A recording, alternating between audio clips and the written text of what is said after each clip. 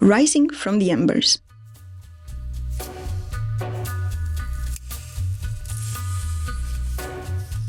Hello, weary wanderers of the Isle of Nines.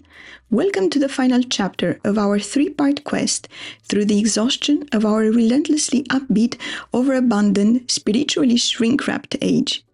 I'm still just a voice, hovering somewhere between a burned-out deity and an untold thought. No face, just thoughts. Possibly over-caffeinated ones.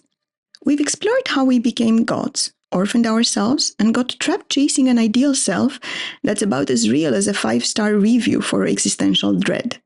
Today we ask, can we rise from the ashes of our own burnout? Spoiler, it's not an app. Grab a metaphorical fire extinguisher and let's go. In our quest to become Homo Deus, gods of our own making, we've turned the sacred inward. And boy, is it hot in there. Byung-Chul Han, our philosophical guide to modern malaise, nails it in the Burnout Society.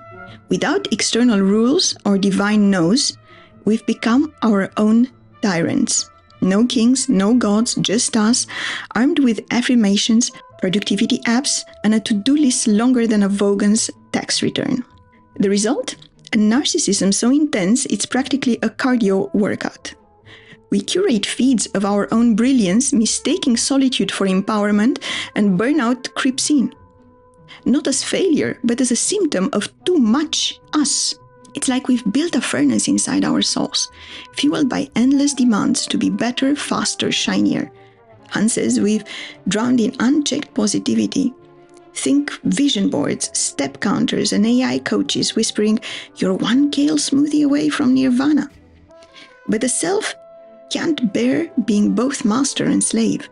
We're gods, sure, but we're gods who forgot to schedule a nap. Michael Sandel, in The Tyranny of Merit, points out how we've swapped divine grace for a meritocratic ladder. Success isn't a gift anymore, it's earned. No fate, no God, just you, climbing or tumbling in a world where your worth is your output.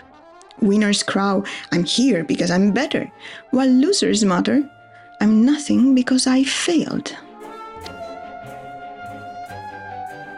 It's a brutal game of cosmic Jenga, where every move risks collapse. No sacred voice whispers, "You are enough."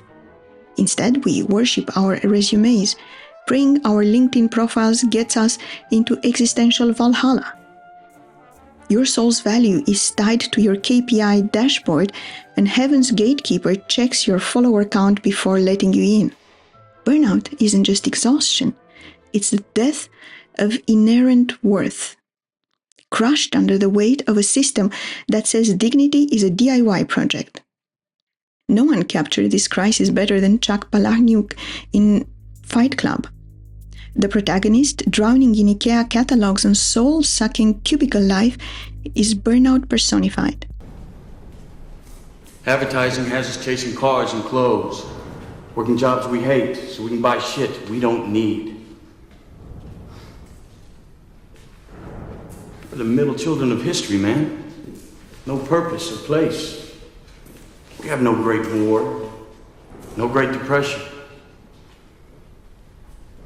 Our Great War is a spiritual war. Our Great Depression is our lives.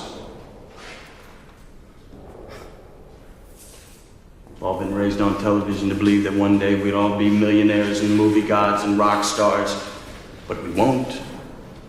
We're slowly learning that fact. And we're very, very pissed off. His insomnia isn't from external chains, but an internal void. A life reduced to status and stuff. So he starts Fight Club, where men beat each other senseless to feel something. It's not just violence. It's a primal rebellion against the polished, consumerist self we are told to be. But here's the catch. Fight Club's answer, punching your way to meaning, ends in nihilism and chaos. The protagonist's fractured psyche doesn't find peace. It spirals into madness, plotting society's downfall. It's like trying to fix a broken spaceship with a paperclip. The search for meaning once held by an mighty God can be solved either with bloodied knuckles or a better sofa. So how do we escape the furnace? Hunt suggests slowness and contemplation, stepping off the achievement treadmill into real community. Not curated feeds or wellness retreats, but unscripted moments, a conversation that challenges, a silence that unsettles. Jean-Paul Sartre, our existentialist pal, adds authenticity. Embrace your freedom, but don't hide in illusions of a fixed self. You're condemned to be free, he says, but that freedom thrives in relation with others, with limits, with the sacred. Recovery isn't about mastering yourself, it's about surrender, not to dogma or apps, but to the holy other, people, ideas, mysteries that break your echo chamber. Maybe it's a blend of East and West, mindfulness without metrics, faith without a rule book, a spirituality that's less about optimizing your soul and more about letting it breathe. God isn't dead, he's burned out. Because we turn his gaze inward, mistaking self-dedication for freedom. We're God scorching our own souls in meritocracy's forge. But burnout is a teacher, not a tyrant. It's a signal to let the other in, to see limits as gifts, to find grace in the unearned. The Isle of Nine's blog dives deeper into this dance with the eternal. Check it out for more on rising from exhaustion's embers. Like, subscribe, and maybe pause your hustle for a moment. Look up. You're enough. And if the universe offers you a premium transcendence plan, cancel the subscription. The real stuff's free.